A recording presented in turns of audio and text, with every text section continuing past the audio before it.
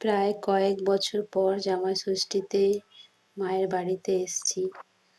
তো অনেক বছর পরেই এসেছি। তো মা তো কাজে যায়, সময় পায় না। তো অনেকে দিনের বেলায় জামাই ষষ্ঠী হয়, তো আমাদের রাতের বেলায় হয়েছে। তো আমাদের রাত্রেবেলায় গেছিলাম প্রায় 8:30 9টার সময়। তো মা এত কিছু আয়োজন করেছে। তো যাই হোক, মটন করতে পারিনি, চিকেন করেছে, খুব ভালোই রান্নাবান্না করেছে। চিকেন করেছে, তারপরে ডাল সবজি দিয়ে আর অনেক কিছুই করেছে। তো মায়ের বাড়িটাও খুব সুন্দর, ঘরটাও, উপরের ঘরে ঠাকুর ঘরটা খুবই সুন্দর করে সাজানো নিজের হাতে। আর এটা আমার বর, দেখো কত সুন্দর করে সব সাজিয়ে দিয়েছে।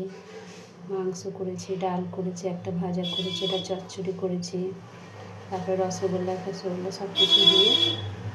তো আমারও অনেক দোকানদারি থাকে, মায়েরও দোকানদারির খুব চাপ থাকে বলে যেতে পারি না। তো জামাই ষষ্ঠীতে এবারে নিমন্ত্রণ করেছে।